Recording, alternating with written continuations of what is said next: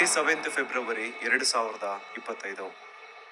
ನಾನು ಈ ಒಂದು ಚಾನಲ್ ಅಲ್ಲಿ ಒಂದು ವಿಡಿಯೋ ಅಪ್ಲೋಡ್ ಮಾಡಿದ್ದೆ ಸೌಜನ್ಯ ಮರ್ಡರ್ ಕೇಸ್ ಬಗ್ಗೆ. ಆ ಒಂದು ವಿಡಿಯೋ ಯಾವ ತರ ಸೆನ್ಸೇಷನಲ್ ಆಯ್ತು ಅಂತ ಈಗ ಆಲ್ರೆಡಿ ಎಲ್ರಿಗೂ ಗೊತ್ತಿದೆ. ಅದಾದ್ಮೇಲೆ ಬಹಳಷ್ಟು ಸೋ ಕಾಲ್ಡ್ ಜ್ಞಾನಿಗಳು ಮುಂದೆ ಬಂದು ಒಂದ್ ಸವಾಲ್ ಹಾಕಿದ್ರು. ನೀವು ಹೇಳೋದಕ್ಕೆಲ್ಲ ನಿಮ್ ಹತ್ರ ಸಾಕ್ಷಿ ಇದೆ ಅಂದ್ರೆ ಆ ಸಾಕ್ಷಿನ ಪಬ್ಲಿಕ್ ಮಾಡಿ ಅಥವಾ ಕೋರ್ಟ್ ತಗೊಂಡ್ ಹೋಗ್ಕೊಡಿ, ಬೀದಿ ರಂಪಾಟ ಯಾಕೆ ಮಾಡ್ತಿದ್ದೀರಾ ಅಂತ. ಅದಾದ್ಮೇಲೆ ನಾನು ಒಂದು ವಿಡಿಯೋ ಮಾಡಿದೆ ಸಾಕ್ಷಿ ನಾಶ ಅಂತ. ಅಂಡ್ ಆ ಒಂದು ವಿಡಿಯೋದಲ್ಲಿ ಪಾಯಿಂಟ್ ಟು ಪಾಯಿಂಟ್ ಎಕ್ಸ್ಪ್ಲೈನ್ ಮಾಡಿದೀನಿ ಹೇಗೆ ಸೌಜನ್ಯ ಕೇಸ್ ಅಲ್ಲಿ ಬಹಳಷ್ಟು ಸಾಕ್ಷಿಗಳು ನಾಶ ಆಗಿದಾವೆ ಅಂತ. ಆದ್ರೂನು ಕೆಲವೊಬ್ರದ್ದು ಮಾತ್ರ ಅದೇ ಇದ್ದಿದ್ದೆ, ಕೋರ್ಟ್ ಅಲ್ಲಿ ಹೋಗಿ ನ್ಯಾಯ ಕೇಳಿ ಬೀದಿ ರಂಪಾಟ ಯಾಕೆ ಮಾಡ್ತಿದ್ದೀರಾ ಅಂತ. ಹಾನೆಸ್ಟ್ಲಿ ಹೇಳ್ಬೇಕು ಅಂತಂದ್ರೆ, ಮನ್ಸಾಕ್ಷಿ ಮುಟ್ಕೊಂಡು ಹೇಳ್ಬೇಕು ಅಂದ್ರೆ, ಸೌಜನ್ಯ ಕೇಸಲ್ಲಿ ಬಹಳಷ್ಟು ಸಾಕ್ಷಿಗಳು ನಾಶ ಆಗಿದಾವೆ. ಅಂಡ್ ಮಿಕ್ಕಿರುವಂತಹ ಸಾಕ್ಷಿಗಳನ್ನ ಇಟ್ಕೊಂಡು ಕೋರ್ಟ್ ಅಲ್ಲಿ ಹೋಗಿ ನ್ಯಾಯ ಕೇಳಿದ್ರೆ ನ್ಯಾಯ ಸಿಗೋದು ಬಹಳ ಕಷ್ಟ. ಸೊ ಏನಪ್ಪಾ ಮಾಡೋದು, ನಮ್ ಕಣ್ಣು ಮುಂದೆನೆ ಆರೋಪಿಗಳು ಐಷಾರಾಮಿ ಜೀವನ ನಡೆಸ್ತಿದ್ದಾರೆ, ಆದ್ರೆ ಸಾಕ್ಷಿ ಇಲ್ದೆ ಅವ್ರನ್ನೇನು ಮಾಡಕ್ ಆಗ್ತಿಲ್ವಲ್ಲ ಅಂತ ಬೇಜಾರಲ್ಲಿ ಇರ್ಬೇಕಾದ್ರೆ ಆ ಸರ್ವಶಕ್ತಿಯ ಕೃಪೆ ಅನ್ಸುತ್ತೆ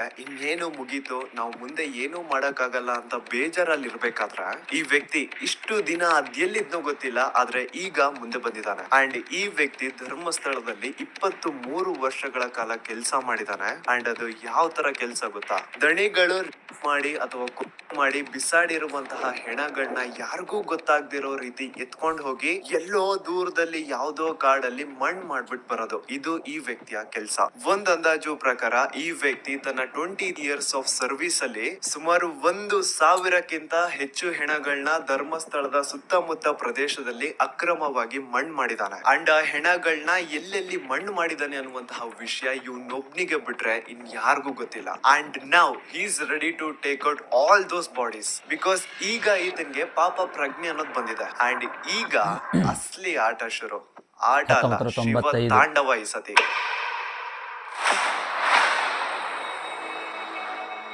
ಇಯರ್ 1995 ಮಂಡ್ಯ ಜಿಲ್ಲೆಯ ಒಂದು ಚಿಕ್ಕ ಹಳ್ಳಿ, ಹೆಸರು ರಾಂಪುರ ಅಂತ. ಈ ಊರಲ್ಲಿ 17 ವರ್ಷದ ಒಬ್ಬ ಹುಡುಗ ಇರ್ತಾನೆ. ಅಂಡ್ ಇವನ್ ಹೆಸರೇ ಭೀಮಾ ಅಂತ. ಒಂದು ದಲಿತ ಕುಟುಂಬಕ್ಕೆ ಬಿಲಾಂಗ್ ಮಾಡುವಂತಹ ಈ ಹುಡುಗನ್ಗೆ ಓದು ಬರಹ ಅನ್ನೋದು ತಲೆಗೆ ಹತ್ತಿರಲ್ಲ. ಸೊ ಇವನು ಸ್ಕೂಲ್ಗೂ ಸಹ ಹೋಗದೆ ಊರಲ್ಲಿ ಖಾಲಿ ಬಿಲಿ ಓಡಾಡ್ಕೊಂಡಿರ್ತಾನೆ. ಭೀಮಾಗೆ ಒಬ್ಬ ಅಣ್ಣ ಇರ್ತಾನೆ. ಅಂಡ್ ಅವನು ಧರ್ಮಸ್ಥಳದಲ್ಲಿ ಇರುವಂತಹ ಶ್ರೀ ಮಂಜುನಾಥ ಸ್ವಾಮಿ ದೇವಸ್ಥಾನದಲ್ಲಿ ಈಗ ಆಲ್ರೆಡಿ ಕೆಲಸ ಮಾಡ್ತಾ ಇರ್ತಾನೆ. ಈ ಕಡೆ ಊರಲ್ಲಿ ಭೀಮಾ ಸ್ಕೂಲ್ಗೂ ಸಹ ಹೋಗದೆ ಎಲ್ಲೂ ಕೆಲ್ಸಕ್ಕೆ ಸಹ ಹೋಗದೆ ಸುಮ್ನೆ ಊರಲ್ಲಿ ಖಾಲಿ ಪಿಲಿ ಓಡಾಡ್ತಾ ಇರೋದನ್ನ ನೋಡಕ್ಕಾಗ್ದೆ ಭೀಮಾ ಅವ್ರ ಅಣ್ಣ ಭೀಮನ ತನ್ನ ಜೊತೆಗೆ ಧರ್ಮಸ್ಥಳ ಕರ್ಕೊಂಡ್ ಬಂದು ಅದೇ ಶ್ರೀ ಮಂಜುನಾಥ ಸ್ವಾಮಿ ದೇವಸ್ಥಾನದಲ್ಲಿ ಕೆಲ್ಸಕ್ಕೆ ಸೇರಿಸ್ತಾನೆ. ತನ್ನ ಅಣ್ಣನ ಸಹಾಯದಿಂದ ಧರ್ಮಸ್ಥಳಕ್ಕೆ ಬಂದಂತಹ ಭೀಮಾಗೆ ಅಲ್ಲೇ ಇರುವಂತಹ ಶ್ರೀ ಮಂಜುನಾಥ ಸ್ವಾಮಿ ದೇವಸ್ಥಾನದಲ್ಲಿ ಕೆಲ್ಸನೂ ಸಹ ಸಿಗುತ್ತೆ. ಕೆಲ್ಸ ಏನಪ್ಪಾ ಅಂತಂದ್ರೆ ನೇತ್ರಾವತಿ ಸ್ನಾನಘಟ್ಟ ಹತ್ರ ಕಸ ಹೊಡೆಯುವಂತಹ ಕೆಲ್ಸ. ಆ ಒಂದು ನೇತ್ರಾವತಿ ಸ್ನಾನಘಟ್ಟ ಆ ರೀಜನ್ ಏನಿತ್ತು ಅದನ್ನ ನೀಟಾಗಿ ಇಟ್ಕೊಳ್ಳೋದು ಇವನ್ ಡ್ಯೂಟಿ. ಇವನ್ಗೆ 25 ರೂಪಾಯಿ ಸ್ಟಾರ್ಟಿಂಗ್ ಸಂಬಳ ಇರುತ್ತೆ. ಅಂಡ್ ಇರೋದಕ್ಕೆ ಅಂತ ಮಾಹಿತಿ ಕಚೇರಿ ಮೇಲೆ ಒಂದು ರೂಮ್ ನು ಸಹ ಕೊಟ್ಟಿರ್ತಾರೆ. ಇನಿಷಿಯಲ್ ಡೇಸ್ ಅಲ್ಲಿ ಎಲ್ಲಾನು ತುಂಬಾ ಚೆನ್ನಾಗಿರುತ್ತೆ. ಇವನ್ ತನ್ ಪಾಡಿಗೆ ತಾನು ಕೆಲಸ ಮಾಡ್ಕೊಂಡು ಜನ ಸೇವೆ ಮಾಡ್ಕೊಂಡು ಕಸ ಗುಡಿಸ್ಕೊಂಡು ಆರಾಮಾಗಿರ್ತಾನೆ. ಅಂಡ್ ತಿಂಗಳು ಕೊನೆ ಬಂತು ಅಂದ್ರೆ ವೀರೇಂದ್ರ ಜೈನ್ ಅವ್ರ ಹತ್ರ ಹೋಗಿ ಸ್ಯಾಲ್ರಿನು ಇಸ್ಕೊಳ್ತಾ ಇರ್ತಾನೆ. ಮಂತ್ ಎಂಡ್ ಅಲ್ಲಿ ವೀರೇಂದ್ರ ಜೈನ್ ಎಲ್ಲಾರ್ಗು ಸ್ಯಾಲರೀಸ್ ಕೊಡ್ತಾ ಇದ್ದಿದ್ದು. ಅಂಡ್ ಭೀಮಾ ಅಂತಹ ಯಾರಾದ್ರೂ ದಲಿತ ಸಮುದಾಯಕ್ಕೆ ಬಿಲಾಂಗ್ ಮಾಡುವಂತವ್ರು ದುಡ್ಡು ಇಸ್ಕೊಳಕ್ ಬಂದ್ರೆ ಆಯಪ್ಪ ವೀರೇಂದ್ರ ಜೈನ್ ಏನ್ ಮಾಡೋನು ಅಂದ್ರೆ ನೀಟಾಗಿ ದುಡ್ಡನ್ನ ಕೈ ಕೊಡೋ ಬದಲು ಹಿಂಗೆ ಬುಟ್ಟಿ ಒಳಗಡೆ ಅಂತ ಹಣ ಎತ್ಕೊಂಡು ಅವ್ರ ಕಡೆ ಬಿಸಾಡೋರಂತ. ಚಿಕ್ಕ ವಯಸ್ಸಿಂದನೂ ಜಾತಿ ಭೇದ ಭಾವ ನೋಡ್ಕೊಂಡು ಬೆಳೆದಿರುವಂತಹ ಭೀಮಾಗೆ ಇದೇನು ಹೊಸ ವಿಷಯ ಇರ್ಲಿಲ್ಲ. ಸೊ ಇವನು ಸ್ಯಾಲ್ರಿ ಇಸ್ಕೊಂಡು ಅದೇ ಒಂದು 25 ರೂಪಾಯಿಲಿ ತನ್ನ ಆರಾಮ್ ಜೀವನನ ನಡೆಸ್ತಾ ಇದ್ದ. ಆದ್ರೆ slowly he started to notice something mysterious. ತಾನೇನು ನೇತ್ರಾವತಿ ಸ್ನಾನ ಘಟ್ಟದಲ್ಲಿ ಕಸ ಗುಡಿಸುವಂತಹ ಕೆಲಸ ಮಾಡ್ತಾ ಇದ್ನೋ ಅದೇ ಒಂದು ನೇತ್ರಾವತಿ ನದಿ ತೀರದಲ್ಲಿ ಡೈಲಿ ಒಂದು ಹೆಣ ಬೀಳೋದು. ನೋಡೋರ್ಗ್ ಹೇಗ್ ಅನ್ಸೋದು ಅಂದ್ರೆ ಯಾರೋ ಪಾಪ ನೀರಿಗೆ ಬಿದ್ದು ಸತ್ ಹೋಗಿರ್ಬೇಕು ಅಂತ ಜನ ಅನ್ಕೊಳ್ಳೋರು. ಆದ್ರೆ ನೀರಲ್ಲಿ ಬಿದ್ದು ಸತ್ತಂತವರ ಮೃತದೇಹ ನೀರಲ್ಲೇ ಸಿಗ್ಬೇಕು ಹೊರತು ದಡದಲ್ಲಿ ಹೇಗ್ ಸಿಗುತ್ತೆ? ಏನ್ ಆ ಶವಗಳು ಇಷ್ಟೊತ್ತು ನೀರಲ್ಲಿ ಇದ್ದಿದ್ ಸಾಕು, ಇನ್ನು ಹೋಗ್ಬಿಟ್ಟು ದಡದಲ್ಲಿ ಮಲ್ಕೊಳ್ಳುವ ಅಂತ ಎದ್ದು ಬರೋಕಾಗುತ್ತಾ? ಇಲ್ಲ ತಾನೆ. ಸೊ ಇದೇ ಒಂದು ಡೌಟ್ ಭೀಮಾಗೆ ಬರುತ್ತೆ. ಈಗ ಭೀಮಾ ಪ್ರತಿಯೊಂದು ಸೂಕ್ಷ್ಮವಾಗಿ ಅಬ್ಸರ್ವ್ ಮಾಡ್ಲಿಕ್ಕೆ ಸ್ಟಾರ್ಟ್ ಮಾಡ್ತಾರೆ. ಕೆಲವೊಂದ್ಸತಿ ಏನಾಗೋದು ಅಂದ್ರೆ ರಾತ್ರಿ ಹೊತ್ತಲ್ಲಿ ನೇತ್ರಾವತಿ ನದಿ ಹತ್ರ ಒಂದು ಬ್ಲಾಕ್ ಕಲರ್ SUV ಕಾರ್ ಕಾಣಿಸ್ಕೊಳ್ಳೋದಂತೆ. ಆ ಕಾರ್ ಕಾರ್ನ ನಂಬರು ಈಗ ಭೀಮಗೆ ನೆನಪಿರೋ ಹಾಗೆ 505 ಇರಬೇಕು. ಸೊ ಈ ಕಾರು ಯಾವಾಗೆಲ್ಲ ನೇತ್ರಾವತಿ ನದಿ ಹತ್ರ ಕಾಣಿಸ್ಕೊಳ್ಳೋದು, ಅದ್ರ ನೆಕ್ಸ್ಟ್ ದಿನ ಅದೇ ಒಂದು ನೇತ್ರಾವತಿ ನದಿ ಹತ್ರ ಒಂದು ಹೆಣ ಸಿಗೋದು. ಸೊ ಆ ಒಂದು ಬ್ಲಾಕ್ ಕಲರ್ SUV ಕಾರ್ಗೂ ಹಾಗೂ ನೇತ್ರಾವತಿ ನದಿ ದಡದಲ್ಲಿ ಸಿಗುತ್ತಿದ್ದಂತಹ ಹೆಣಗಳಿಗೂ ಏನೋ ಒಂದು ಸಂಬಂಧ ಇದೆ ಅಂತ ಭೀಮಗೆ ಗೊತ್ತಾಗುತ್ತಾ. ಆದ್ರೆ ಅವನ್ ಈ ವಿಚಾರನ ಯಾರ ಜೊತೆನೂ ಹಂಚ್ಕೊಳ್ಳಲ್ಲ. ಯಾಕ್ ಬಿಡು ನಮ್ಗೆ ಅಂತ ಸುಮ್ನೆ ಇರ್ತಾನೆ. ದೆನ್ ಬರ್ತಾ ಭೀಮ ಕೆಲ್ಸಕ್ಕೆ ಸೇರ್ಕೊಂಡಿದ್ದು 2-3 ವರ್ಷ ಆದ್ಮೇಲೆ ಭೀಮನ ಸೂಪರ್ವೈಸರ್ ರಾಜೇಂದ್ರ ದಾಸ್ ಭೀಮನ ಕರೆಸಿ ಒಂದು ಅಪರಿಚಿತ ಮಹಿಳೆಯ ಹೆಣ ಸಿಕ್ಕಿದೆ, ಅದನ್ನ ಯಾರಿಗೂ ಗೊತ್ತಾಗ್ದಿರೋ ರೀತಿ ಎಲ್ಲಾದ್ರೂ ದೂರದಲ್ಲಿ ತಗೊಂಡು ಹೋಗಿ ನೀನ್ ಮಣ್ಣ್ ಮಾಡ್ಬೇಕು. ಇಷ್ಟನೋ ಕಷ್ಟನೋ ಭೀಮ ಈ ಒಂದು ಕೆಲ್ಸನ ಒಪ್ಕೊಳ್ಳೇಬೇಕಿತ್ತು, ಇಲ್ಲ ಅನ್ನೋ ಆಗಿರ್ಲಿಲ್ಲ. ಏನೋ ಇದೊಂದ್ಸತಿ ಈ ಕೆಲ್ಸ ಮಾಡು ಅಂತವ್ರೆ, ಬಿಡು ಮಾಡ್ಕೊಡುವ ಅಂತ ಭೀಮ ಆ ಕೆಲ್ಸನ ಮಾಡ್ಕೊಡ್ತಾನೆ. ಆದ್ರೆ ಮುಂದೆ ಹೋಗಿ ಅಪರಿಚಿತ ಹೆಣಗಳನ್ನ ಅಕ್ರಮವಾಗಿ ಹೂತಾಕೋದೆ ಭೀಮನ ಕೆಲ್ಸ ಆಗೋಗುತ್ತ. ಯಾವ ಒಂದು ಮಾಹಿತಿ ಕಚೇರಿ ಮೇಲೆ ಭೀಮಗೆ ರೂಮ್ ಕೊಟ್ಟಿದ್ರೋ ಅದೇ ಒಂದು ಮಾಹಿತಿ ಕಚೇರಿಯಿಂದ ಭೀಮಗೆ ಡೈಲಿ ಕಾಲ್ ಬರುತ್ತಾ. ಅಂಡ್ ಆ ಕಾಲ್ ಅಲ್ಲಿ ಭೀಮನ ಸೂಪರ್ವೈಸರ್ಸ್ ಇಂತಿಂತ ಕಡೆ ಹೆಣ ಬಿದ್ದಿದೆ ಅಂತ ಹೇಳೋರು. ಅಲ್ಲಿಗೆ ಭೀಮ ಹೋಗಿ ಆ ಹೆಣನ ಎತ್ಕೊಂಡು ಯಾರಿಗೂ ಗೊತ್ತಾಗ್ದಿರೋ ರೀತಿ ಕದ್ದು ಮುಚ್ಚಿ ಎಲ್ಲಾದ್ರೂ ದೂರದ ಪ್ರದೇಶದಲ್ಲಿ ಅದನ್ನ ಮಣ್ಣ್ ಮಾಡ್ಬಿಟ್ಟು ಬರೋನು. ಡೈಲಿ 1-2 ಹೆಣಗಳನ್ನ ಹೂತಾಕೋದೇ ಇದನ್ ಕೆಲ್ಸ. ಬೆಳಿಗ್ಗೆ ಒಂದು ಹೆಣ ಬಿದ್ದಿದೆ, ಹೋಗಿ ಹೂತಾಕಿ ಬಾ ಅಂತ ಮಾಹಿತಿ ಕಚೇರಿಯಿಂದ ಕಾಲ್ ಬರೋದು. ತಕ್ಷಣಕ್ಕೆ ಭೀಮ ಹೋಗಿ ಆ ಒಂದು ಹೆಣನ ಹೂತಾಕಿ ಬಂದು ಚೂರ್ ರೆಸ್ಟ್ ಮಾಡ್ತಿದ್ದಂಗೆ ಸಂಜೆ ಅಷ್ಟರಲ್ಲಿ ಇನ್ನೊಂದ್ಸತಿ ಕಾಲ್ ಬರೋದು. ಅಗೇನ್ ಭೀಮ ಹೋಗಿ ಇನ್ನೊಂದು ಹೆಣನ ಅಕ್ರಮವಾಗಿ ಹೂತಾಕ್ ಬರೋನು. ಈ ಭೀಮ ಈ ತರ ಬಹಳಷ್ಟು ಹೆಣಗಳನ್ನ ಅಕ್ರಮವಾಗಿ ಹೂತಾಕಿದಾನೆ. ಅಂಡ್ ತನ್ನ ಹೂತಾಕಿರುವಂತಹ ಹೆಣಗಳಲ್ಲಿ ಬಹಳಷ್ಟು ಹೆಣಗಳು ಹೆಂಗಸರ್ದಿರುತ್ತೆ ಹಾಗೂ ಅಪ್ರಾಪ್ತ ವಯಸ್ಸಿನ ಬಾಲಕಿಯರ್ದಿರುತ್ತೆ. ಸೊ ಭೀಮಗೆ ಆಗಿಂದಾನೆ ಪಾಪ ಪ್ರಜ್ಞೆ ಅನ್ನೋದು ಕಾಡ್ತಾ ಇರುತ್ತೆ. ಅಂಡ್ ಇವನು ಬೇಸತ್ ಹೋಗಿರ್ತಾನೆ ತಾನು ಮಾಡ್ತಿರುವಂತಹ ಕೆಲ್ಸದಿಂದ. ಇವನ್ಗೂ ಮದ್ವೆ ಆಗಿರುತ್ತೆ, ಮಕ್ಕಳಿರ್ತಾರೆ, ಅದನ್ನು ಹೆಣ್ಣು ಮಕ್ಳಿರ್ತಾರೆ. ಸೊ ಕಂಡವ್ರ ಹೆಣ್ಮಕ್ಳನ್ನ ಅವ್ರ ಮನೆಯವ್ರಿಗೂ ತಿಳಿಸ್ದೆ ಪ್ರಾಪರ್ ಅಂತ್ಯಕ್ರಿಯೆ ಅನ್ನೋದು ಮಾಡ್ದೆ ತಾನು ಹೋಗಿ ಅಕ್ರಮವಾಗಿ ಮಣ್ಣು ಮಾಡಿ ಬರ್ತಾ ಇದ್ರೆ ಎಲ್ಲಿ ಆ ಪಾಪ ತನ್ನ ಮಕ್ಳಿಗೂ ತಟ್ಟುಬಿಡುತ್ತೆ ಅನ್ನೋದೊಂದು ಭಯ ಇವನ್ಗೆ. ಆದ್ರೆ ಬೇರೆ ಆಪ್ಷನ್ ಇಲ್ಲ, ಬೇರೆ ವಿಧಿನೇ ಇಲ್ಲ. ಆ ಮಾಹಿತಿ ಕಚೇರಿ ಅವ್ರಿಗೆ ತನ್ನ ಸೂಪರ್ವೈಸರ್ಸ್ಗೆ ನಾನು ಇನ್ಮೇಲೆ ಇಂದ ಈ ಕೆಲ್ಸ ಮಾಡಲ್ಲ ಅಂತ ಏನಾದ್ರು ಹೇಳ್ಬಿಟ್ರೆ ಅವರು ಇವನ್ನ ತುಂಡಾಗಿ ಕತ್ತರಿಸ್ತೀವಿ ಅಂತ ಹೆದರ್ಸಿರ್ತಾರ. ಹೋಗ್ಲಿ ಅಟ್ಲೀಸ್ಟ್ ಪೊಲೀಸ್ ಅವ್ರಿಗಾದ್ರೂ ಈ ವಿಷಯನ ತಿಳಿಸೋಣ, ಪೊಲೀಸ್ ಅವರಿಂದಾದ್ರೂ ಹೆಲ್ಪ್ ತಗೊಳ್ಳೋಣ ಅಂದ್ರೆ ಅಲ್ಲಿನ ಪೊಲೀಸ್ ಅವರು, ಬೆಳ್ತಂಗಡಿ ಪೊಲೀಸ್ ಸ್ಟೇಷನ್ ನ ಪೊಲೀಸ್ ಅವರೆಲ್ಲ ವೀರೇಂದ್ರ ಜೈನ್ ನ ಚಾಟುಗಳು. ಅವ್ರಿಗೆ ಸರ್ಕಾರದಿಂದ ಒಂದು ಸಂಬಳ ಸಿಗ್ತಾ ಇದ್ರೆ ವೀರೇಂದ್ರ ಜೈನ್ ಇಂದ ಇನ್ನೊಂದು ಸಂಬಳ ಸಿಗ್ತಾ ಇರುತ್ತೆ. ಭೀಮ ತನ್ನ ಕಣ್ಣಾರೆ ಕಂಡಿದ್ದಾನೆ ಈ ಬೆಳ್ತಂಗಡಿ ಪೊಲೀಸ್ ಅವರು ಪ್ರತಿ ತಿಂಗಳು 1ನೇ ತಾರೀಕು ವೀರೇಂದ್ರ ಜೈನ್ ನ ಮನೆ ಮುಂದೆ ಬಂದು ನಾಯಿಗಳ ತರ ನಿಂತಿರೋರಂತೆ. ಅಂಡ್ ವೀರೇಂದ್ರ ಜೈನ್ ಬಂದು ಅವ್ರಗಳಿಗೆ ಬಿಸ್ಕೆಟ್ ತರ ಹಣ ಹಂಚ್ತಾ ಇದ್ದಿದ್ದು. ಆಗಿನ ಬೆಳ್ತಂಗಡಿ ಪೊಲೀಸ್ ಅವರು ಎಷ್ಟು ಕರಪ್ಟೆಡ್ ಇದ್ರು ಅಂತ ಒಂದು ಇನ್ಸಿಡೆಂಟ್ ಮೂಲಕ ನಿಮ್ಗೆ ಎಕ್ಸ್ಪ್ಲೇನ್ ಮಾಡ್ತೇನೆ.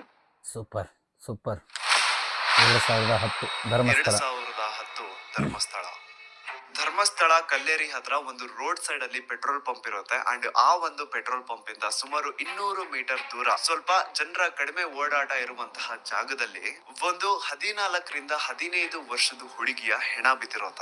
ಯಾರೋ ಆ ಹುಡುಗಿನ ಮರ್ಡರ್ ಮಾಡಿ ಸಾಯಿಸಿದ್ದಾರೆ ಅಂತ ಆ ಹುಡುಗಿಯ ದೇಹ ನೋಡಿದ್ರೇನೆ ಕ್ಲಿಯರ್ ಆಗಿ ಗೊತ್ತಾಗ್ತಾ ಇರುತ್ತೆ. ಆ ಹುಡುಗಿಯ ಮೈ ಮೇಲೆ ಒಂದು ಶರ್ಟ್ ಮಾತ್ರ ಇರುತ್ತೆ, ಕೆಳಗಡೆ ಸ್ಕರ್ಟ್ ಆತರ ಏನೂ ಇರಲ್ಲ. ಇನ್ನರ್ ವೇರ್ಸ್ ಸಹ ಮಿಸ್ಸಿಂಗ್ ಇರ್ತವೆ. ಅಂಡ್ ಆ ಹುಡುಗಿಯ ಸ್ಕೂಲ್ ಬ್ಯಾಗ್, ಬುಕ್ಸ್ ಎಲ್ಲ ಅಲ್ಲೆಲ್ಲೇ ಬಿದ್ದಿರ್ತವೆ. ಭೀಮನ ಮಾಹಿತಿ ಕಚೇರಿ ಅವರು ಆ ಹುಡುಗಿಯ ಹೆಣ ಸಿಕ್ಕಿದೆ ಅಂತೆ, ಅವಳನ್ನ ಮಣ್ಣು ಮಾಡ್ಬಿಟ್ ಬಾ ಅಂತ ಸ್ಪಾಟ್ ಕಳಿಸ್ತಾರೆ. ಅಂಡ್ ಭೀಮ ಸ್ಪಾಟ್ ಬಂದು ನೋಡ್ತಾನೆ, ಅಲ್ಲಿ ಆಲ್ರೆಡಿ ಆ ಹುಡುಗಿಯ ಮೃತದೇಹ ಪೊಲೀಸ್ ಅವ್ರು ನಿಂತಿರ್ತಾರೆ. ಹೇಳ್ಬೇಕು ಅಂದ್ರೆ ಮನುಷ್ಯರು ಏನಾದ್ರು ಆ ಪೊಲೀಸ್ ಅವ್ರು ಆಗಿದ್ರೆ ಆ ಹುಡುಗಿ ಯಾರು, ಅವಳು ಯಾರ ಮಗಳು, ಅವಳು ಅಲ್ಲಿಗೆ ಹೇಗ್ ಬಂದ್ಲು, ಅವಳ ಜೊತೆ ಆತರ ಘೋರ ಕೃತ್ಯ ನಮ್ಮ ಸ್ವತಂತ್ರ ಭಾರತ ದೇಶದಲ್ಲಿ ಈ ತರ ಇನ್ನೂ ಇದೆ ಅನ್ನೋದು, ಅದು ನಮ್ಮ ಕರ್ನಾಟಕದಲ್ಲಿ ಇದೆ ಅನ್ನೋದು ಒಂಥರ ವಿಚಿತ್ರ. ಆದ್ರೆ ಪೊಲೀಸ್ ಅವರು ಏನ್ ಮಾಡ್ತಾರೆ ಗೊತ್ತಾ, ಸ್ಪಾಟ್ ಗೆ ಭೀಮ ಬಂದಿದ ತಕ್ಷಣ ಅವನ ಕೈಯಿಂದ ಒಂದು ಗುಂಡಿ ತೋಡ್ಸಿ ಆ ಒಂದು ಗುಂಡಿ ಒಳಗಡೆ ಆ ಹುಡುಗಿಯ ಬಾಡಿನ ಮುಚ್ಚಾಕು ಅಂತ ಹೇಳ್ತಾರೆ. ಆ ಕಡೆ ಭೀಮ ಗುಂಡಿನ ತೋಡ್ತಾ ಇರ್ಬೇಕಾದ್ರೆ ಈ ಕಡೆ ಪೊಲೀಸ್ ಅವ್ರಿಗೆ ಆ ಹುಡುಗಿಯ ಸ್ಕೂಲ್ ಬುಕ್ಸ್ ಇಂದ ಅವಳ ಅಡ್ರೆಸ್ ಸಿಕ್ಕಿರುತ್ತೆ, ಪಟ್ರಾಮೆ ವಿಲೇಜ್ ಅಂತ ಇರುತ್ತೆ.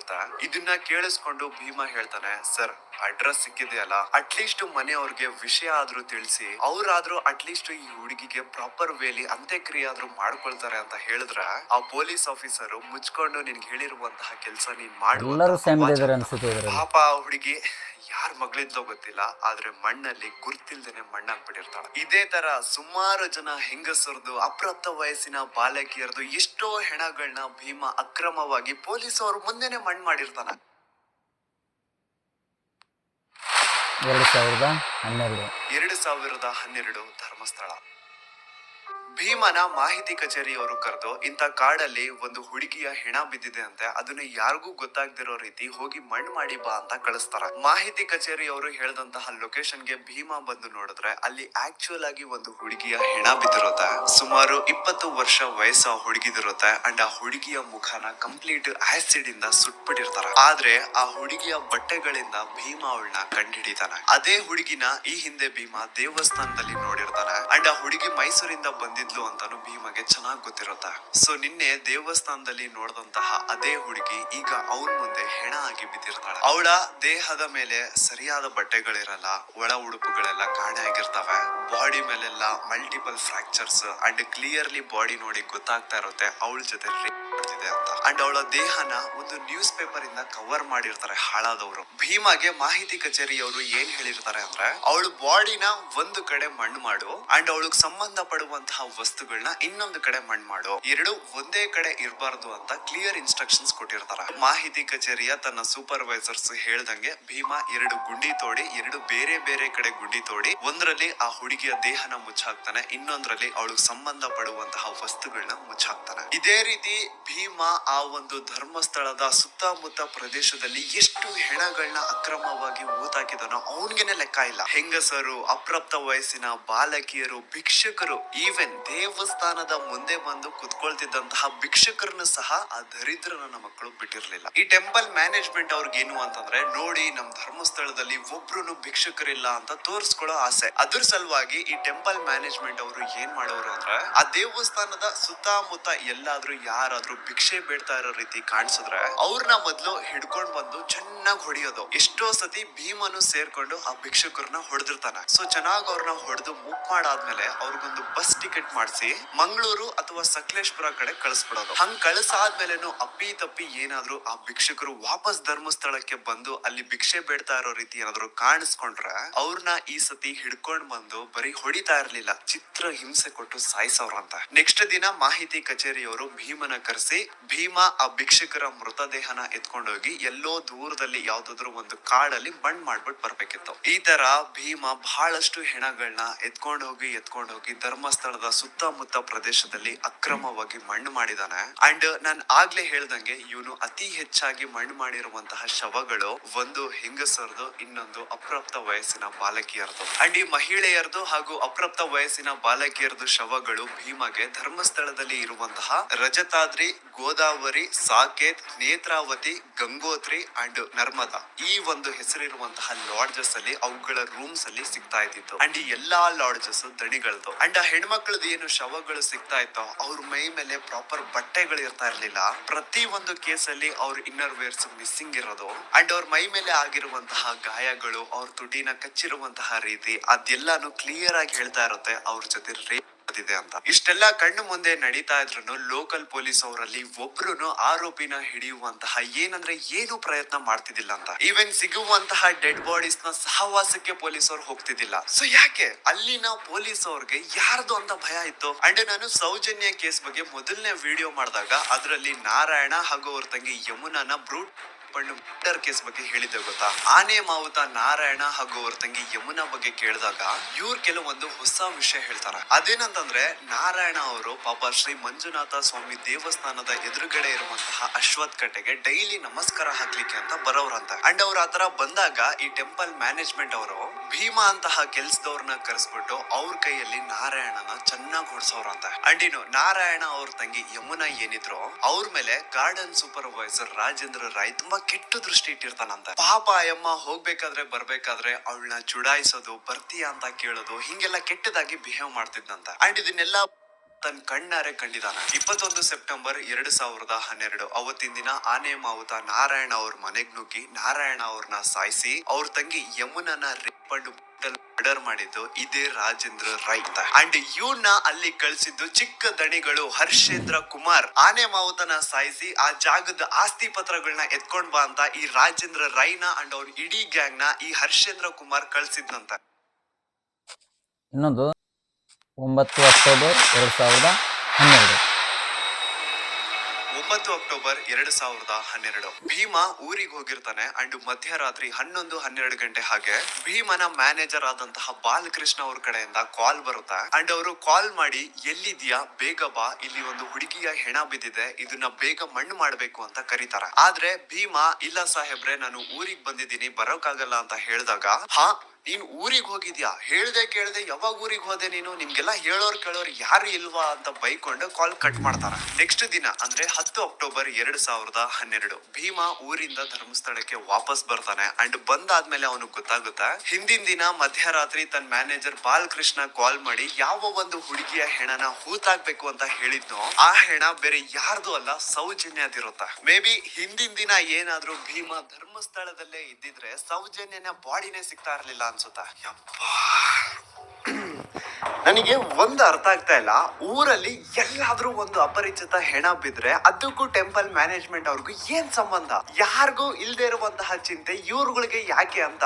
ಒಂದು ಅಪರಿಚಿತ ಹೆಣ ಅಂದ್ಮೇಲೆ ಅದು ಪೊಲೀಸ್ ಅವ್ರ ಜವಾಬ್ದಾರಿ, ಮುಂದೆ ಏನ್ ಮಾಡ್ಬೇಕು ಅನ್ನೋದು ಅವ್ರಗಳ ತಲೆನೋವು. ಸೊ ಎಲ್ಲೋ ಸಂಬಂಧನೇ ಇಲ್ಲದೆ ಬಿದ್ದಿರುವಂತಹ ಹೆಣಗಳಿಗೂ ದಣಿಗಳಿಗೂ ಟೆಂಪಲ್ ಮ್ಯಾನೇಜ್ಮೆಂಟ್ ಅವ್ರಿಗೂ ಏನ್ ಸಂಬಂಧ?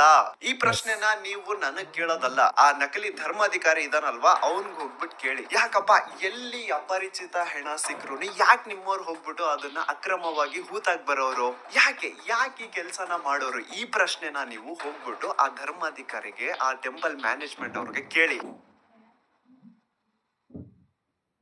ನಿಮ್ಗೆ ಸೌಜನ್ಯ ಪ್ರಕರಣದ ಪ್ರಮುಖ ಸಾಕ್ಷಿ ರವಿ ಪೂಜಾರಿ ಬಗ್ಗೆ ಲಾಸ್ಟ್ ವಿಡಿಯೋದಲ್ಲಿ ಹೇಳಿದ್ದೆ. ಸೊ ಸತ್ತಿರುವಂತಹ ಆ ರವಿ ಪೂಜಾರಿನ ಬೆಸ್ಟ್ ಫ್ರೆಂಡೇ ಈ ಭೀಮಾ. ಸೌಜನ್ಯ ಕೇಸು ಹೊರಗ್ ಬಂದ್ಮೇಲೆ ಆ ರವಿ ಪೂಜಾರಿ ಪಾಪ ಫುಲ್ಲು ಟೆನ್ಷನ್ ಅಲ್ಲಿ ಕುಡ್ಕೊಂಡು ಊಟ ನಿದ್ದೆ ಇಲ್ಲದೆ ಓಡಾಡ್ತಾ ಇರ್ತಾನಂತ. ಸೊ ತನ್ನ ಬೆಸ್ಟ್ ಫ್ರೆಂಡ್ ನ ಆ ಒಂದು ಪರಿಸ್ಥಿತಿನ ನೋಡಕ್ಕಾಗದೆ ಭೀಮಾ ಹೋಗ್ಬಿಟ್ಟು ರವಿ ಪೂಜಾರಿ ಹತ್ರ ಮಾತಾಡ್ತಾನೆ. ಯಾಕ್ ಮಗ ನೀನು ತುಂಬಾ ಟೆನ್ಷನ್ ಅಲ್ಲಿ ಕಾಣಿಸ್ತಾ ಇದ್ಯಾ, ಕುಡ್ಕೊಂಡು ಓಡಾಡ್ತಿದ್ಯಾ, ಮನೆಯವ್ರಿಗೆಲ್ಲ ತುಂಬಾ ದುಡ್ಡು ಕಳಿಸಿದ್ಯಾ ಅಂತ, ಇಲ್ಲಿ ಬೇರೆ ಯಾರ್ಯಾರಿಗೂ ಸಾಲಗಳು ಕೊಡ್ತಿದ್ಯಾ, ಏನ್ ನಿಂದು ಕತೆ ಅರ್ಥ ಆಗ್ತಿಲ್ವಲ್ಲ, ಇಷ್ಟೊಂದು ದುಡ್ಡು ನಿನ್ನ ಹತ್ರ ಎಲ್ಲಿಂದ ಬಂತು ಅಂತ ಭೀಮಾ ಒತ್ತಿ ರವಿ ಪೂಜಾರಿ ಹತ್ರ ಕೇಳಿದಾಗ ಆಗ ಕೊನೆಗೆ ರವಿ ಪೂಜಾರಿ ಬಾಯ್ ಬಿಡ್ತಾನೆ. ಅಂಡ್ ರವಿ ಪೂಜಾರಿ ಭೀಮನ ಮುಂದೆ ಏನ್ ಹೇಳ್ತಾನೆ ಅಂದ್ರೆ, ಮೊನ್ನೆ ಸೌಜನ್ಯ ಅಂತ ಒಂದು ಹುಡುಗಿಯ ಹೆಣ ಸಿಕ್ತಲ್ವಾ, ನಿನಗ್ ಗೊತ್ತಾ ಆ ಹುಡುಗಿ ಜೊತೆ ಹಂಗ್ ಮಾಡಿರೋದ್ ಯಾರು ಅಂತ?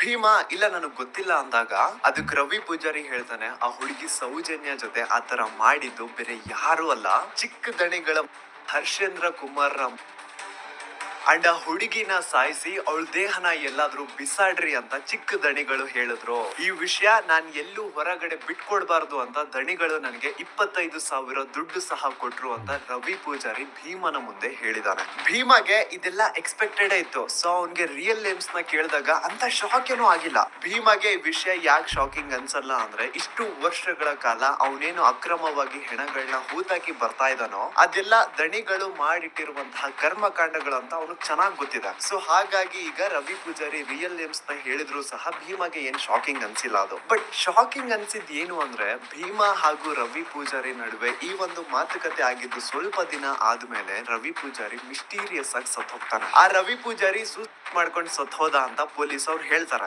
ಆದ್ರೆ ರವಿ ಪೂಜಾರಿ ನಿಜವಾಗ್ಲೂ ಹೇಗ್ ಸತ್ತೋದ, ಅವ್ನ ಯಾರು ಸಾಯಿಸಿದ್ರು, ಅವ್ನ ಯಾಕೆ ಸಾಯಿಸಿದ್ರು, ಇದೆಲ್ಲ ವಿಷಯ ಭೀಮಗೆ ಚೆನ್ನಾಗ್ ಗೊತ್ತಿದೆ. ಸೊ ರವಿ ಪೂಜಾರಿನ ನಿಗೂಢ ಸಾವು ಆದ್ಮೇಲೆ ಭೀಮಗೆ ಒಂಥರ ಮನ್ಸಲ್ಲೇ ಭಯ ಸ್ಟಾರ್ಟ್. ಒಬ್ಬ ರೂಮ್ ಬಾಯ್ ಆಗಿ ಇಷ್ಟು ನಿಯತ್ತಾಗಿ ಅಷ್ಟು ವರ್ಷಗಳ ಕಾಲ ಕೆಲಸ ಮಾಡ್ಕೊಂಡು ಬಂದಂತಹ ಆ ರವಿ ಪೂಜಾರಿನೇ ಇವ್ರು ಉಳಿಸಿಲ್ಲ. ಇನ್ನು ನನ್ನ ಬಿಡ್ತಾರ, ನಾನ್ ಬೇರೆ ಇವ್ರು ಮಾಡಿರುವಂತಹ ಕೊಲೆಗಳನ್ನೆಲ್ಲ ಎತ್ಕೊಂಡ್ ಹೋಗಿ ಮಣ್ಣು ಮಾಡಿ ಬಂದವನು, ನಾನ್ ಎಲ್ಲಾದ್ರೂ ಇನ್ ಫ್ಯೂಚರ್ ಯಾರ ಮುಂದೆ ಆದ್ರೂ ಬಾಯಿ ಬಿಟ್ಬಿಡ್ತೀನೇನೋ ಅಂತ ನನ್ನ ಇವತ್ತಿಲ್ಲ ನಾಳೆ ಮುಗಿಸ್ತಾರೆ. ಈ ತರ ಒಂದು ಭಯ ಭೀಮನ ಮನ್ಸಲ್ಲಿ ಸ್ಟಾರ್ಟ್ ಆಗಿ ಭೀಮ ತನ್ನ ಇಡೀ ಕುಟುಂಬನ ಕರ್ಕೊಂಡು ಹಿಂದೆ ಒಂದೂನು ಸುಳಿವು ಬಿಡದೆ ಬೇರೆ ರಾಜ್ಯಕ್ಕೆ ಓಡಿ ಹೋಗ್ತಾನೆ.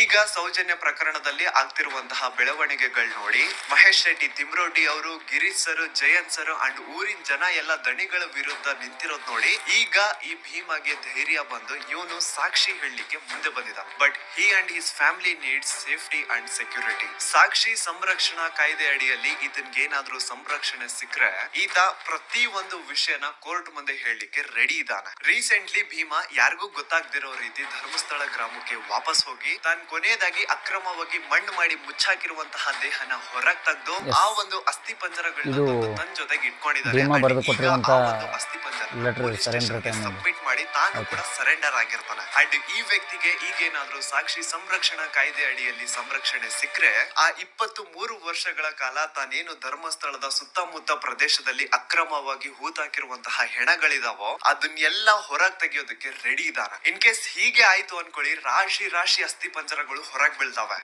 ಈಗ ಇಷ್ಟೆಲ್ಲ ಸತ್ಯ ಗೊತ್ತಾದ್ಮೇಲೂ ನೀವಿನ್ನೂ ಆ ನಕಲಿ ದೇವಮಾನವ ವೀರೇಂದ್ರ ಜೈನ್ ಅವ್ರ ತಮ್ಮ ಹರ್ಷೇಂದ್ರ ಜೈನ್ ಅಂಡ್ ಅವ್ರ ಇಡೀ ಕುಟುಂಬನ ಸಪೋರ್ಟ್ ಮಾಡ್ತೀರಾ ಅಂತಂದ್ರೆ ನಾಚಿಕೆ ಆಗ್ಬೇಕು ನಿಮ್ಗಳ ಜನ್ಮಕ್ಕೆ. ಸಾಕ್ಷಿ ತಾನೇ ಕೇಳ್ತಾ ಇದ್ರಿ, ಸಾಕ್ಷಿ ತಾನೇ ಬೇಕಿತ್ತು ನಿಮ್ಗೆಲ್ಲ. ಈಗ ಒಂದು ಜೀವಂತ ಸಾಕ್ಷಿ ಮುಂದೆ ಇದೆ, ಈಗ ನ್ಯಾಯ ಇಸ್ಕೊಡಿ. ಹೆಚ್ಚು ಕಡಿಮೆ 1,000 ಜನ ದಿಕ್ಕಿಲ್ಲ ದೆಸೆ ಇಲ್ಲ, ಅವ್ರ ಮನೆಯವ್ರಿಗೆ ಅವ್ರು ಸತ್ತಿದ್ದಾರೆ ಅನ್ನುವಂತಹ ವಿಷಯನೂ ಗೊತ್ತಿಲ್ಲ, ಹಂಗ ಮಾಡಿ ಅವ್ರನ್ನ ಮುಚ್ಚ ಹಾಕಿದಾರ. ಇಷ್ಟು ಕೇಳಿದ್ಮೇಲೆ ನಿಮ್ ರಕ್ತ ಕುದಿತಿಲ್ಲ ಅಂತಂದ್ರೆ ಏನ್ ಹೇಳ್ಬೇಕಿನ್ನ. ನಮ್ ದೂತ ಸಭೆಯ ಪ್ರಜೆಗಳಿಗೆ ಅಂಡ್ ಯಾರೆಲ್ಲ ಕರ್ನಾಟಕದ ಮೂಲೆಯಿಂದ ಈ ಒಂದು ವಿಡಿಯೋನ ನೋಡ್ತಾ ಇದ್ರು ನಿಮ್ಮಲ್ಲೆಲ್ಲ ಕೇಳ್ಕೊತಾ ಇದೀನಿ, ನೀವು ಜಸ್ಟ್ ವಾಟ್ಸ್ಆಪ್ ಸ್ಟೇಟಸ್ ಹಾಕಿದ್ರೆ, ಇನ್ಸ್ಟಾದಲ್ಲಿ ಸ್ಟೋರಿ ಹಾಕಿದ್ರೆ ಸಾಲಲ್ಲ. ಈ ಸತಿ ಬೀದಿಗಿಳಿದು ಪ್ರತಿಭಟನೆ ಮಾಡ್ಲೇಬೇಕು. ಈ ಅನ್ಯಾಯದ ವಿರುದ್ಧ ಪ್ರತಿ ಒಬ್ರು ಧ್ವನಿ ಎತ್ತಬೇಕು. ಅಂಡ್ ಈ ಸತಿ ಯಾವನಾದ್ರೂ ಕಚಡ ನನ್ನ ಮಗ ಮಧ್ಯದಲ್ಲಿ ಬಂದು ಹಿಂದೂ ಮುಸ್ಲಿಂ ಅಂತ ಕಟ್ಟಿ ಏನಾದ್ರು ಅಲ್ಲಾಡ್ಸಿದ್ರೆ ಆ ನನ್ನ ಮಗನ್ನ ಚಪ್ಲಿಲ್ ಹೊಡಿರಿ. ಇಲ್ಲಿ ಸ್ಕ್ರೀನ್ ಮೇಲೆ ಏನ್ QR ಕೋಡ್ ಕಾಣಿಸ್ತಾ ಇದೆಯೋ ಇದನ್ನ ಸ್ಕ್ಯಾನ್ ಮಾಡಿ ಅಥವಾ ಡಿಸ್ಕ್ರಿಪ್ಷನ್ ಬಾಕ್ಸ್ ಅಲ್ಲಿ ನಾನು ಒಂದು ಲಿಂಕ್ ಕೊಟ್ಟಿರ್ತೀನಿ. ಆ ಒಂದು ಲಿಂಕ್ ಮೇಲೆ ಕ್ಲಿಕ್ ಮಾಡಿ ನಿಮ್ ಮುಂದೆ ಒಂದು ಫಾರ್ಮ್ ಓಪನ್ ಆಗುತ್ತೆ. ನೀವು ನಿಜವಾಗ್ಲೂ ಧರ್ಮಸ್ಥಳದಲ್ಲಿ ಆಗಿರುವಂತಹ ಅನ್ಯಾಯದ ವಿರುದ್ಧ ಜಸ್ಟಿಸ್ ನ ಡಿಮ್ಯಾಂಡ್ ಮಾಡ್ತಿದ್ದೀರಾ ಅಂತಂದ್ರೆ ಪ್ಲೀಸ್ ಆ ಒಂದು ಫಾರ್ಮ್ ನ ಫಿಲ್ ಮಾಡಿ. ಅಂಡ್ ಕೇವಲ ನೀವು ಒಂದೇ ಆ ಫಾರ್ಮ್ ನ ಫಿಲ್ ಮಾಡೋದಲ್ಲ, ನಿಮ್ಮವರಿಂದನೂ ಆ ಫಾರ್ಮ್ ನ ಫಿಲ್ ಅಪ್ ಮಾಡಿಸಿ. It will be really helpful for us in legal battle. And ಇನ್ನೊಂದು ವಿಷಯ, ಈ ಒಂದು ವಿಡಿಯೋ ಕಂಪ್ಲೀಟ್ ಕಾಪಿರೈಟ್ ಫ್ರೀ ಇದೆ. ಇನ್ ಕೇಸ್ ಏನಾದ್ರೂ ಈ ವಿಡಿಯೋ ನನ್ನ ಚಾನಲ್ ಇಂದ ಡಿಲೀಟ್ ಅಥವಾ ಬ್ಲಾಕ್ ಆಯ್ತು ಅಂದ್ರೆ ನೀವು ಯಾರು ಬೇಕಿದ್ರು ನಿಮ್ ಚಾನಲ್ ಅಲ್ಲಿ ಈ ಒಂದು ವಿಡಿಯೋನ ಅಪ್ಲೋಡ್ ಮಾಡ್ಕೋಬಹುದು. ಇನ್ ಕೇಸ್ ಈ ವಿಡಿಯೋ ನನ್ನ ಚಾನಲ್ ಇಂದ ಡಿಲೀಟ್ ಆಯ್ತು ಅಂದ್ರೆ. ಸೊ ಈ ಸತಿ it's A final war and ಈ ಸತಿ ನಿಮ್ ಎಲ್ರದ್ದು ಸಪೋರ್ಟ್ ಸೌಜನ್ಯ ಪರ ಹೋರಾಟಗಾರರಿಗೆ ಇರುತ್ತೆ ಅಂತ ಭಾವಿಸ್ತಾ ನಾನು ನಿಮ್ಮ ದೂತ ಸಮೀರ್ ರೆಡ್ಡಿ ಮತ್ತೆ ಸಿಗ್ತೀನಿ ನೆಕ್ಸ್ಟ್ ವಿಡಿಯೋ. ತುಂಬಾ ಚೆನ್ನಾಗಿ ಎಳೆಯಾಗಿ ಮನ ಮುಟ್ಟುವಂತೆ ಒಂದು ಅದ್ಭುತವಾದ ವಿಡಿಯೋನ ಮಾಡಿದ್ದಾರೆ, ಸತ್ಯ ಘಟನೆ ಆಧಾರಿತ. ದಯವಿಟ್ಟು ಸಮೀರ್ MD ಅವರು ಹೇಳ್ದಂಗೆ ಈ ಸಲ ಫೈನಲ್ ವಾರ್ ಇದ್ದಂಗೆ, ಬರೀ ಸ್ಟೇಟಸ್ಸು ಆಮೇಲೆ ಸೋಷಿಯಲ್ ಮೀಡಿಯಾದಲ್ಲಿ ಒಂದು ಪೋಸ್ಟ್ ಹಾಕೋದ್ರಿಂದ ಏನಾಗಲ್ಲ, ಬೀದಿಗಿಳಿದು ಹೋರಾಟ ಮಾಡಬೇಕು. ಒಂದು 5-6 ವರ್ಷಗಳ ಹಿಂದೆ, ಒಂದು 6-7 ವರ್ಷಗಳ ಹಿಂದೆ ಈ ಚಂಡೀಗಢದಲ್ಲೂ ಅಥವಾ ಪಂಜಾಬದಲ್ಲಿ ಇದೇ ಥರ ಒಬ್ಬ ರಾಮ್ ರಹೀಂ ಬಾಬಾ ಅಂತ ಇದ್ದ. ಅವನು 1000 ಕೋಟಿ ಒಡೆಯ. ಅವನು ದೊಡ್ಡ ರಾಜಕಾರಣಿಗಳು, ಮುಖ್ಯಮಂತ್ರಿಗಳೆಲ್ಲ ಅವ್ನ ಕಾಲಿಗೆ ಬೀಳ್ತಿದ್ರು. ಅದು ನಿಮಗೆ ಗೊತ್ತಿದ್ರೆ ಗೊತ್ತಿರುತ್ತೆ ತುಂಬಾ ಜನಕ್ಕೆ. ಇದೇ ತರ ಇದ್ದ, ಇಷ್ಟೇ ಪ್ರಭಾವಶಾಲಿ. ಮತ್ತೆ ಅವನು ತುಂಬಾ ರೇಪ್ ಕೇಸ್ಗಳು, ಅವನು ಕೊಲೆ ಕೇಸ್ಗಳು ಸಿಕ್ಕಾಪಟ್ಟೆ ಇದ್ದು. ಕಡೆಗೆ ಜೈಲಿಗೆ ಹೋಗಿ ಆಮೇಲೆ ಇನ್ನೂ ಜೈಲಲ್ಲಿ ಇರಬೇಕು ಅಥವಾ ಏನೋ ಡೆತ್ ಆಯ್ತು ಅಂತ ಅನ್ಸುತ್ತೆ. ಇದೇ ತರ ಒಂದು ದೊಡ್ಡ ಹಗರಣ ಇತ್ತು. ತುಂಬಾ ಪ್ರಭಾವಿ ವ್ಯಕ್ತಿ, ಮಾತ್ರ 1000 ಕೋಟಿ ಒಡೆಯ ಇದ್ದ. ಮತ್ತೆ ಬಾಬಾ ಇದ್ದವನು, ರಾಮ್ ರಹೀಂ ಬಾಬಾ ಅಂತೇಳಿ ನೀವು ಸರ್ಚ್ ಮಾಡಿದ್ರೆ ಸಿಗುತ್ತೆ ನಿಮ್ಗೆ ಯೂಟ್ಯೂಬಲ್ಲಿ ಸ್ಟೋರಿ. ಅವನ ಸಾಮ್ರಾಜ್ಯನು ಇದೇ ತರ ರೇಪ್ ಕೇಸಲ್ಲಿ ಸಿಕ್ಕಾಕೊಂಡು ಜೈಲಿಗೆ ಹೋಗಿ ಏನೋನಾಗಿ ಸತ್ತೋಗಿ, ಕಡೆಗೆ ಸತ್ತೋಗದ್ನೋ ಏನೋ ಗೊತ್ತಿಲ್ಲ, ಸತ್ತೋಗಿರ್ಬೇಕು. ಇದೇ ತರ ಅವನು ನಿರ್ನಾಮವಾಗಿ ಹೋದ. ಹೇಳಕ್ಕಾಗಲ್ಲ, ಎಲ್ಲರೂ ಜನಗಳು ಒಂದ್ಸಲ ಬೀದಿಗೆ ಬಿದ್ರೆ, ತಿರುಗಿ ಬಿದ್ರೆ ಎಂಥವ್ರಾದ್ರೂ ಮಣ್ಣಪಾಲ ಆಗ್ಲೇಬೇಕು. ಆ ದೇವ್ರಿದ್ದಾನೆ.